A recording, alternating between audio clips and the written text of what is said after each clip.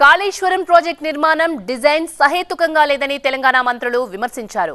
అతి త్వరలోనే దీనిపై జ్యుడిషియల్ విచారణ జరుపుతామని మంత్రి ఉత్తమ్ తెలిపారు. అధికారులు వాస్తవాలు బయటపెట్టాలని మంత్రులు స్పష్టం చేశారు.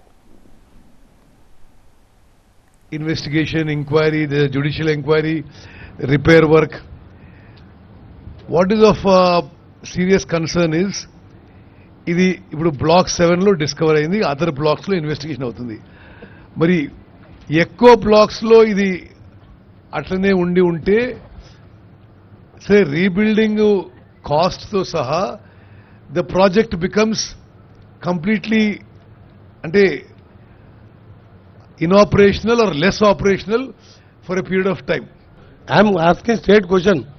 ఇది మీ గవర్నమెంట్ అంటే అప్పటి గవర్నమెంట్ అయినా ఇప్పటి government wear the custodian of the public property, public money, వాళ్ళని కాపాడాలి. మేము ఏం పిచ్చి ప్రాజెక్ట్ ఇది, ఏం చేసింది మీరు? ఇవాళ పియర్ కిందికి 1.2 మీటర్స్ 5 మీటర్లు దిగింది. అది దాన్ని రెక్టిఫై చేస్తుంటున్నాం. అన్నారం కింద బ్యారేజ్ ఉన్నది. ఎప్పుడు ఎంత ఫ్లో వస్తుందో తెలియదు. ఓ ఫ్లో వచ్చి మొత్తం కొట్టుకుపోయిన తర్వాత ఎవడి భరించాలి? ఇవన్నీ మీ స్టాప్ లాక్ గేట్స్ ఆ రోజు పని చేసాయా? చెయ్యకపోతే దానికి ఎవరి మీద మీరు యాక్షన్ తీసుకున్నారు? ఆ స్టాప్ లాక్ గేట్స్ పని చేయని కారణంగానే తెలుసో తెలియకో మీరు లో లెవెల్లో కట్టిన పంపులు మునిగాయి. దాని ఫ్రంట్ ఉండే వాళ్ళు కూడా టోటల్ గా కొలాప్స్ అయింది. సుమారు వందలాది కోట్లు ప్రజల సొమ్ము దుర్వినియోగమైంది. ఆ టెక్నికల్ గా ఎవరు దానికి డిజైన్స్ అప్రూవల్ ఇచ్చారు? ఆ డిజైన్స్ అప్రూవల్ ఇచ్చిన అధికారుల మీద కనీసం ఏమన్నా రివ్యూ చేసి దాన్ని మీరు డిబేట్ పెట్టారా?